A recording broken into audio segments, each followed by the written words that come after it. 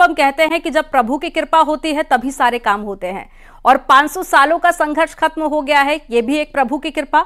और ये वो दिन आ गया है जिसका सभी बेसब्री से इंतजार कर रहे हैं। हम बहुत सौभाग्यशाली हैं कि हम इस मौके को देख पा रहे हैं कि हमारे सामने प्राण प्रतिष्ठा हो रही है। हम प्रभु श्री राम को विराजमान होते हुए देख पा रहे हैं। और इसके अलावा अगर पूरे देश भर की बात कर ले, दुनिया भर की बात कर ले, तो एक अलग ही उत्साह है लोगों के अंदर, खुशी है। हालांकि हर कोई अयोध्या नहीं जा सकता, सिर्फ वही लोग जा पाएंगे जिनको इनविटेशन दिया गया है। लेकिन हमारी ये कोशिश है कि हर एक तस्वीर अयोध्या की हमारे दर्शकों तक पहुंच जाए, क्योंकि पूरी अयोध्या को कुछ इस तरह से सजाया गया है मानो स्वर्ग जमीन पर आ गया हो। तो जितनी हो सके वो तस्वीरें भी दिखाइए और किस तरह की अपडेट है वो भी बताइए।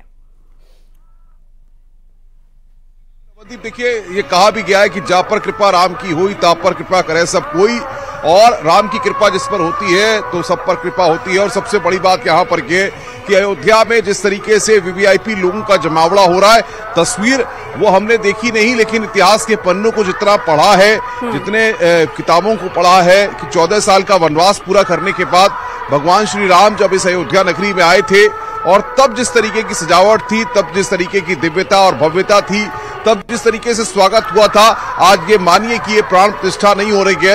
ये एक तरीके से भारत के भाग्य का नया सूर्योदय है, जिस बात को मैं लगातार कह रहा हूं, क्योंकि जिस तरीके से भगवान श्री राम ने एक विराट व्यक्तित्व के तौर पर जो भी भूमिका, जो भी जिम्मेदारियां उनके ऊपर रही, चाहे एक भाई की जिम्मेदारी रही, चाहे कुशल प्रबंधक की जिम्मेदारी रही, उसमें अपनी एक अलग छवि प्रस्तुत की, अपनी एक अलग सोच प्रस्तुत की, जिसको लोग कहते हैं कि हमें सिर्फ भगवान श्री राम का नाम नहीं लेना है, बल्कि उनके दिखाए मार्गों का, उनके उद्देश्यों का अनुसरण भी करना है। तो आप ये समझिए यहाँ पर कर्नाटक से, तमिलनाडु से, महाराष्ट्र से जो बड़ी संख्या में लोग आए हैं, अपने हाथों में किताबें लेकर के आए हैं, रामचरितमानस को लेकर के आए हैं। तो आप ये समझ सकते हैं कि लोगों में जो आस्था है वो यहाँ पर साफ तौर पर दिख रही है। और आपको बताएं कि कई 1.5-2 किलोमीटर लोग यहाँ पर पैदल चलते जा रहे हैं। जो स्थितियां हैं उसके मुताबिक आपको बताएं कि लोगों का जोश कम हो नहीं रहा है, क्योंकि लगातार हम देख रहे थे कल भी रात को जो आसपास के सीमावर्ती जिले हैं वहां पर भी बड़ी संख्या में लोगों को रोका गया, क्योंकि अयोध्या के सीमावर्ती जो इलाके हैं, बॉर्डर हैं, वहां से एंट्री नहीं दी गई है। लेकिन लोग आने के लिए इच्छुक है कि वो अयोध्या में आए, इस जश्न में, इस प्राण प्रतिष्ठा के समारोह में शरीक हो। और जो आनंद है यहाँ पर, जो धार्मिकता का, आध्यात्मिकता का एक कुंड है अमनदीप, इसको आध्यात्मिकता का कुंड कहा जाए तो गलत नहीं होगा, जहां पर आज हर कोई आकर के डुबकी लगाना चाहता है।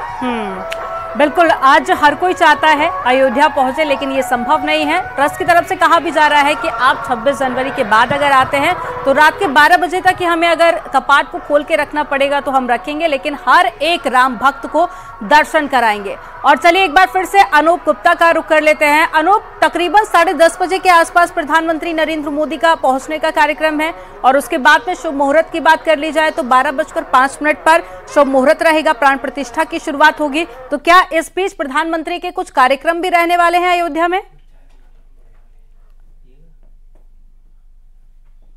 का हम जिक्र कर रहे थे, तकरीबन 10:30 बजे प्रधानमंत्री नरेंद्र मोदी इस पवित्र नगरी अयोध्या में पहुंचेंगे, और उसके बाद हेलीपैड के हेलीकॉप्टर से वो सीधे राम मंदिर हेलीपैड पे पहुंचेंगे, और जो 10:55 से लगभग 12 बजे तक वो राम मंदिर परिसर में ही वहां पर वो घूमेंगे। जो वहां कार्यक्रम होने वाले हैं, तमाम जाप होने वाले हैं, इसके अलावा वहां श्रमजीवियों से उनकी मुलाकात होगी, और जिस तरह से 12:05 से 1 बजे तक राम मंदिर प्राण प्रतिष्ठा की जाएगी।